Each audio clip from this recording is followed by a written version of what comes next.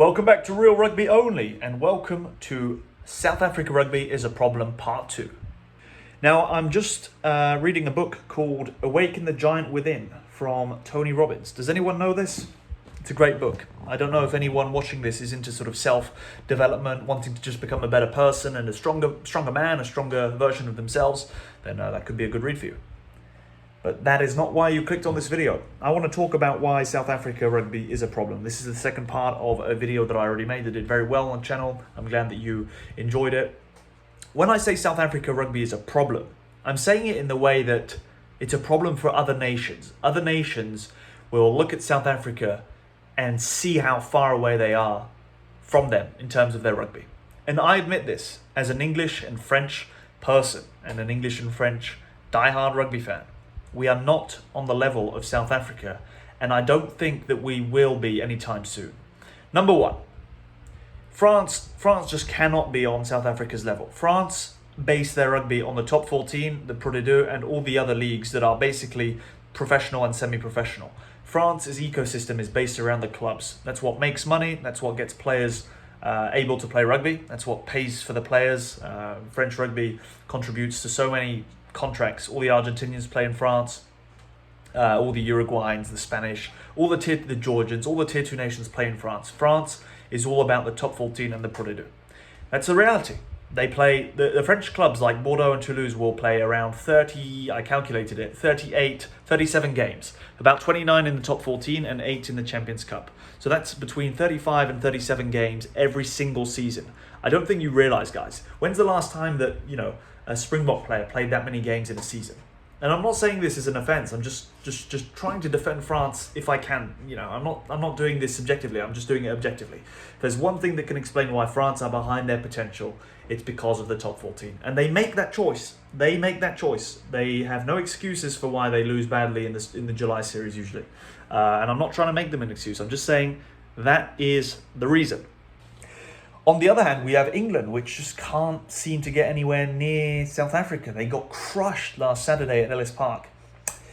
And the reason they can't match the Springboks, I think the primary reason is just that they're not hyped around rugby enough. I mean, literally, the team's good, right? But not many people are looking up to rugby these days. Like, there's not enough support for rugby in the country. Twickenham isn't always full. It's only full if they play against France or Ireland or Scotland in the Six Nations. Wasn't full when they played Italy, when they played Wales. It's not always full. The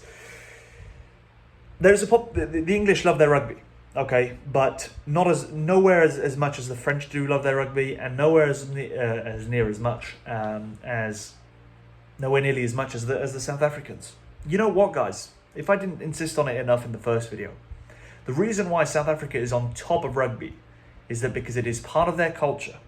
It is running through their blood. And the Springbok jersey means a lot more than the national rugby team. We do not have that in France. We do not have that in England. You can have a bit of that probably in New Zealand, if there are any All Black fans watching. I understand how deep rugby is rooted in your culture.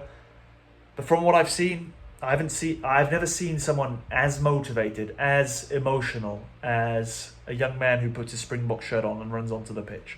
It means more to him than it means to any other rugby player out there. And that's what gives South Africa an edge. I've talked about it in the first video. And some people have said, hey, well, why were they not very good between 2010 and 2018? The second part is Rassie Erasmus. You have to be objective and base South Africa's success on him. Without him, I don't think the Boks would be anywhere near where they are right now.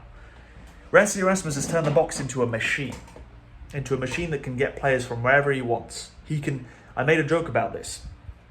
Rassie Erasmus could pick non-professional players and beat Wales on Saturday. He could pick the best of, he could pick some under-20s from different schools, and he could pick some players who've never ever played for the Boks, who maybe don't even play in South Africa, and he could beat Wales. The pool of players in South Africa is crazy. You guys have told me to look a bit at the Varsity Cup, etc. By the way, this comes from someone who has watched, I've watched all the South African, main movies, and I've watched Chasing the Sun 1 and 2, and the second one I watched it twice. There's so many good moments in that. Anyway, I'm not trying to sort of throw flowers at South Africa. I'm just giving credit where it's due, really. I wish France or England would turn into South Africa. I wish they would have the same qualities. The reason South Africa could be a problem in the future for World Rugby, as I've already mentioned in the first video, but I'm going to go a bit more in depth, is that World Rugby will quickly see that South Africa have become unbeatable, and this could be scary. If you disagree, you disagree. Let me know in the comments. If World Rugby, and they've already tried, see that South Africa are becoming this force that can't be beaten, they will try and change some laws to slow them down. If they see that South Africa demolish every single team in the scrum time after time, and there's no exception, they will change the rules of the scrum. If they see that the maul is getting demolished by South Africa once again, they will try and change the laws of the maul. If they see XYZ, they might even change the laws and disallow some players who are over a specific weight of playing the game. I don't know. The South African guys are beasts. How do you stop them? It's a good question. But not anytime soon, that's for sure. South Africa will dominate for decades to come. Not much we can do about it as a rugby community, and it's all. I don't think there's any problem with it. You know, it contradicts the title of my video, but I'm all for South Africa dominating, because when you play a game, guys, you have to always obviously find the best move on the board, right? When you play chess and someone's winning, well then whose fault is it? Is it their fault for winning, or is it your fault for not being good enough? It's your fault for not being good enough.